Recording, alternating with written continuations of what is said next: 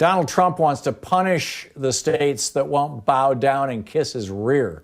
There's something really wrong with this. Check it out. Leave your comments, ding the bell, share it with your friends, and subscribe to our channel. This just came down, right? Just at 7:57, I guess that I don't know if Twitter adjusts for specific time or not. But anyhow, this morning Donald Trump tweeted, "Tell the Democrat governors." That would be Democratic. There is no such thing as a Democrat Party. It's, this goes back to some really nasty politicians in the 1950s saying always call it the Democrat Party, and with the emphasis on the rat. The name of the party is Democratic. Anyhow, tell the Democratic governors that, quote, Mutiny on the Bounty, end quote, was one of my all-time favorite movies. Really? I mean, this was the HMS Bounty, and Captain Bligh was this insane, narcissistic, brutal, sadistic captain of this ship who tortured his own men, killed his own men, tied them to the mast.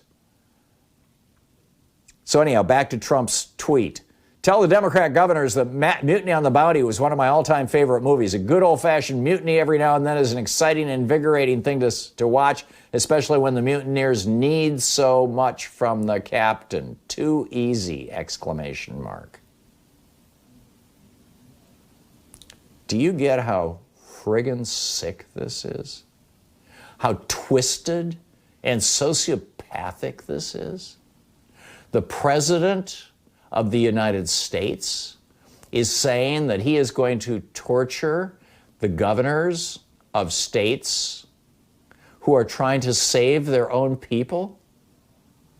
Last week I was talking about an interstate compact, end the federal income tax. It's merely a wealth transfer system from blue states to red states. The red states are, Mississippi gets $4 for every dollar they send to Washington, D.C. Why? Just end the federal income tax. Mississippi can do whatever they damn well please.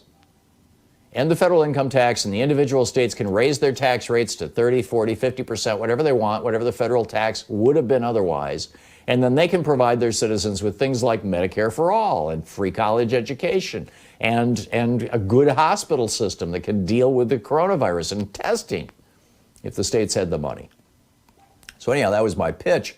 Well, now you've got 3 states in the West Coast, California, Oregon, and Washington State, who are joining with a couple of states on the East Coast and saying, we're going to create a compact, basically, and we're going to decide when we're going to open ourselves back up. Now, keep in mind, Trump never shut the country down, so he can't open it back up. The country is not shut down. You've got 8 states run by Republican governors where their people are really starting to get pissed off and frightened.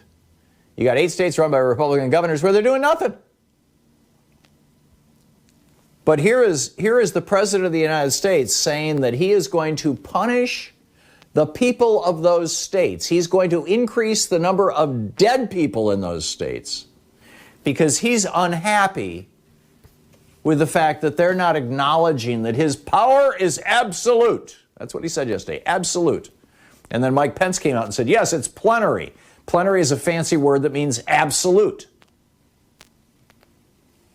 By the way, March of 2020, the month that just ended, was the first month without a school shooting since 2002. 18 years, the first month without a school shooting. That's the good news. The bad news is that, during that month, Donald Trump killed probably 10, 15,000 people. I don't know what the total death rate for the United States was in March, but, the numbers were probably in that neighborhood. So whatever the school shooters didn't do, Donald Trump more than made up for. I think I mentioned earlier that Jill Karofsky, the liberal running for the Wisconsin Supreme Court, won the election yesterday. It happened, the returns came in after I got off the air. We were speculating about it on the air. And she beat Mr. Kelly, Daniel Kelly, justice, who is sitting on the court right now. So now it's 4-3 conservatives to liberals.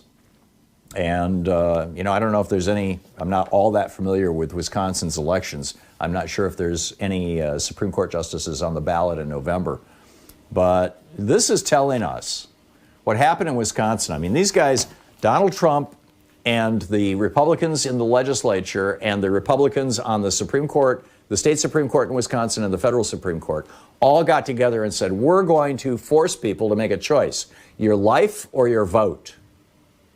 On the assumption that Democrats are more afraid of the coronavirus than Republicans are, because Republicans watch Fox News where they're constantly saying, oh, more people die from the flu. In fact, that's what Britt Hume said yesterday. Well, if we're only going to have 60,000 deaths, we had as many as 61,000 deaths from the flu. So therefore, don't worry, be happy. What are you worried about? Well, that's because we've been sheltering in place for a couple of months. I mean, that's because the blue states did it right. Now wait until these mind-bogglingly incompetent red state governors start dealing with this, which, by the way, as I said, we'll talk about this in the second hour, but I think this is why Trump is literally stealing medical supplies from blue state governors.